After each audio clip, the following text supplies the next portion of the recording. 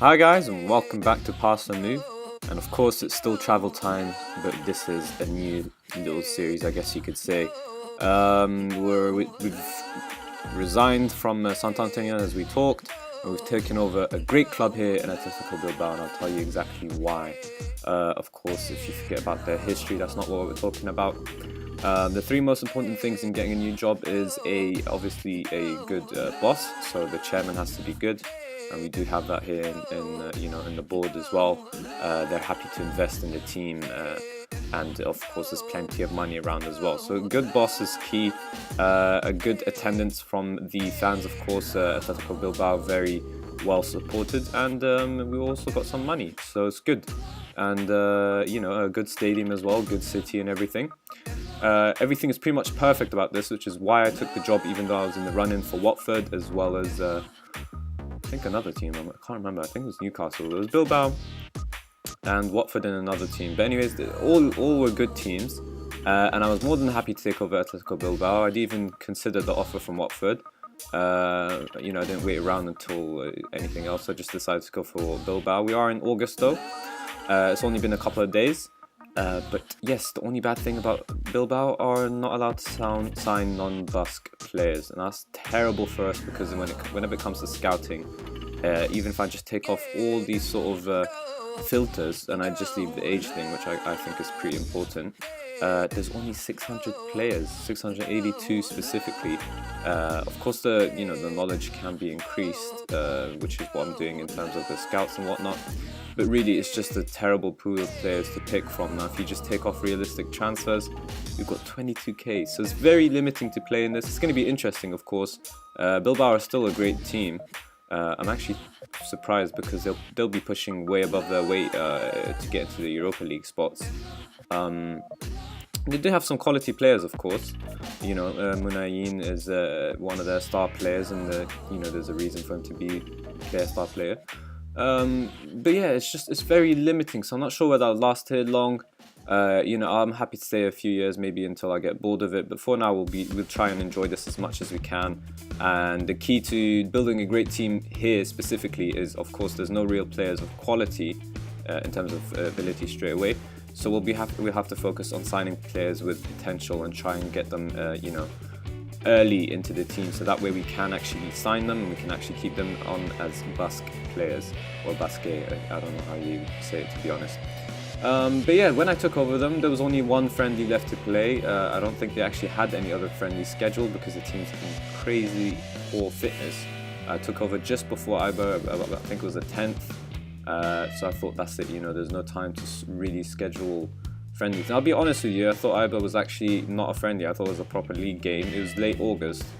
It was beginning of August actually. So I thought that's it. For me, I'm used to the Premier League. I thought the team was going to start straight away. I forgot it was La Liga and that we actually start late in August. So unfortunately, the team's in poor fitness.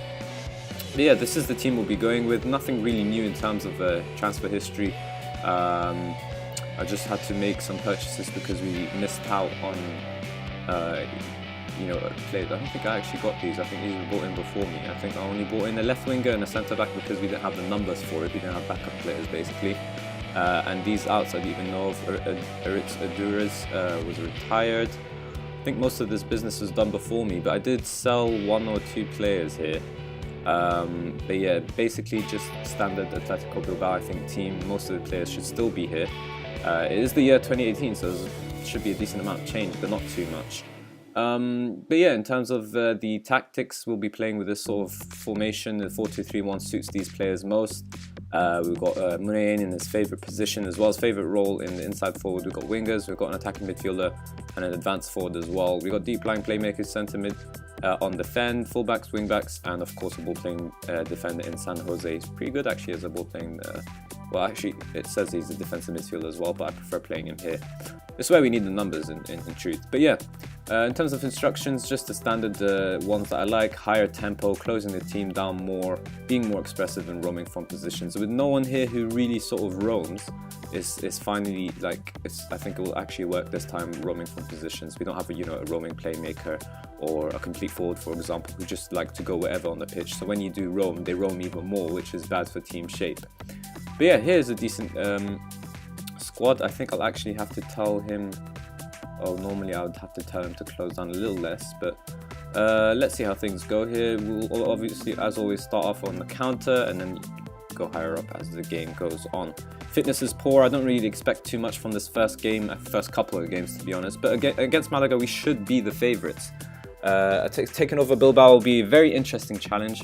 Got plenty of money, no issues whatsoever money. 50 million is plenty to build a team. I was very excited by that, but I was disappointed in, of course, having to only sign Basque players or Basque players.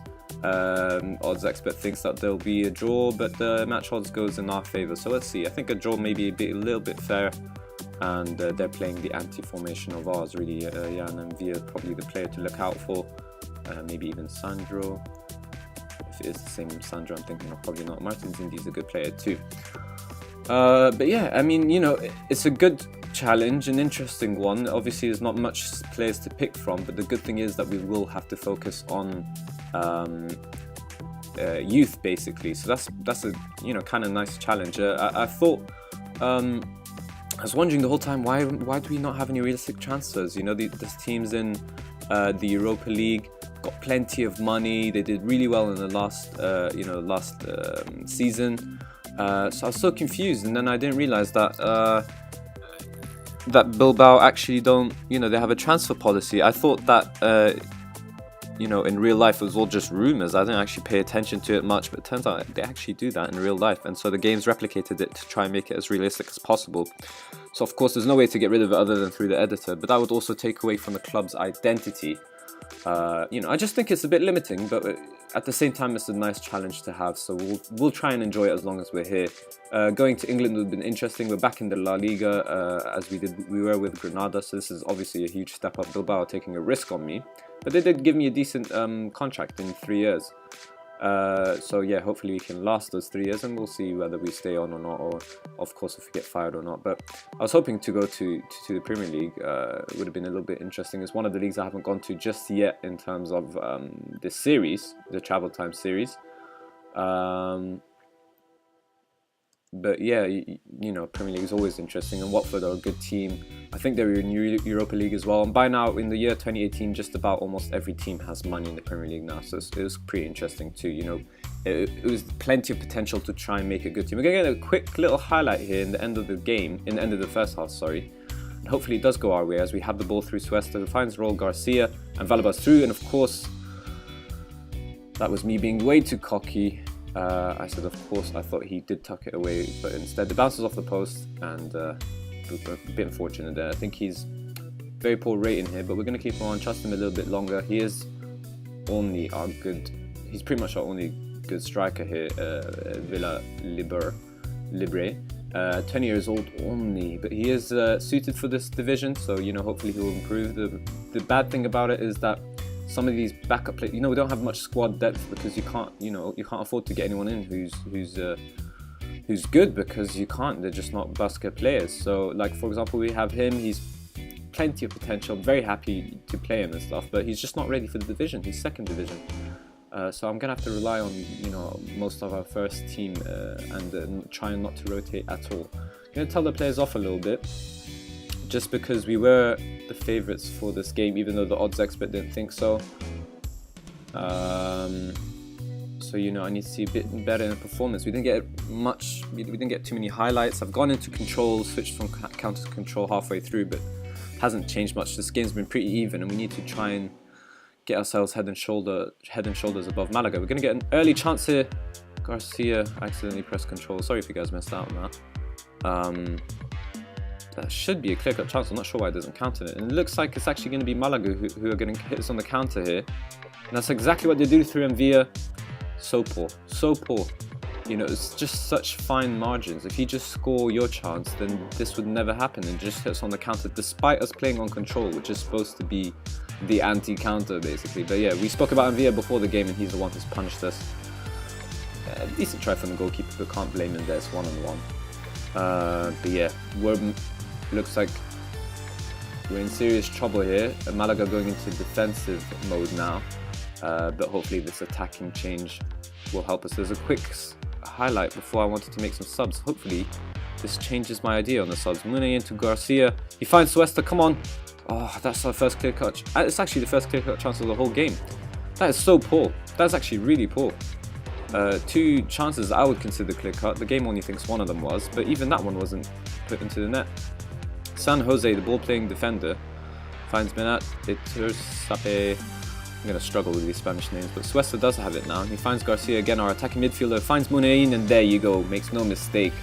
Trust Munayin, our best player. Ah, for fuck's sake. That was filthy from me, actually. Sorry about that. That is just... Oh, I can't even explain that anymore. Offside. Our soul dreams, basically. Look how many players are underperforming here. 6.4 is 4 of them. And I can only change 3. We're taking off Asia for Boria. We're actually going to play him as a target man on support, and we'll push up our attacking midfielder now into an attack mode. And what other attacking change can we make? Suesta, unfortunately there's no backup for him, but I will take him off anyways. Aga, who's actually a left winger, I think when he plays on the right he'll probably be an inside forward. We'll play him as an inside forward. We'll have to switch the right back into a wing back as well. And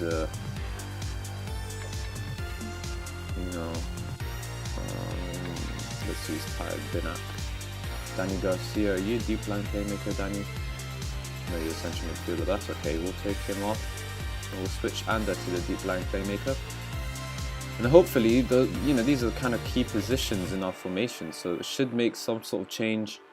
We do need a goal here, at the very least. And let's quickly actually tell Oscar to... Oh, I missed it. I wanted to tell Oscar to calm down. He's on a yellow and I can't afford to go a man down here. Especially, of course, with how things are going. Let's see if we can do that now. Yeah, we can. So let's tell Oscar, calm down. There you go. 20 minutes left here. We really need to score. It would suck to lose the first game, but considering how our fitness and how everything is going, it's not too much of a surprise. Malaga probably in high levels of fitness. I've actually for once changed my team training to fitness instead of balance. That's how poor our fitness is, and we don't have much time, of course. The sooner we can get some points. We're going to go into overload, and let's just quickly push everyone up. Maybe our target man. See, the problem with playing a target man who's not ready for the division is that their role is all about dragging their team. So how can you have someone whose ability is only lower league dragging the whole team? Of course, it happens every now and then. Hopefully that's commentator's curse, and maybe we'll see our striker do something here. Lose the ball. There you go, San Jose. Good. Come on, quick tempo play. Munayin. Ituzape. Oh, that is one hell of a chance. Oh, come on. Second clear-cut chance of the game, and we still, I don't know why, no matter what team I have, they're just never clinical. We'd double their shots, double their clear-cut chances, if you can even consider it as double, because they're only 0. More possession, everything's going well for us statistically, but just such, it's probably match fitness, that's why. If they were more fit, they would be more sharp, and possibly would have seen more goals here. But instead, it's going to be our first loss in charge of this club, first game, first loss, and I guess it could have gone worse, but that's just not good enough, and the players need to know that. Straight down, thankfully not in the relegation zone, but some of these players, some of these teams still have to play, and considering the performance, not bad, actually pretty good, other than the clinical issue. But hopefully with fitness and game time that will change. And as we're going to be doing what we normally do, which is I don't know why I always say we, by the way. That's just me, but I say we as a team rather than just me. But we will be showing you just about 5 games time, as we won't really be doing that 7-game rule anymore. So let's say 1, 2, 3, 4, 5. I think Barcelona will be a crazy good game to show. Athletico Madrid will be fun too, but considering how we had a decently, somewhat easy start, it's gonna suck because later on we have to play likes of Villarreal, Madrid, Barcelona. couple of easy games here, to be fair, but it's going to be a tough period. We're going to show you the game against Barcelona, so definitely do keep an eye out on the next episode. It should be up tomorrow around 7:30. So if you did enjoy this episode, then please do hit the like button, of course, and hit subscribe for more daily Football Manager 2017 content. And as always, thank you guys for watching.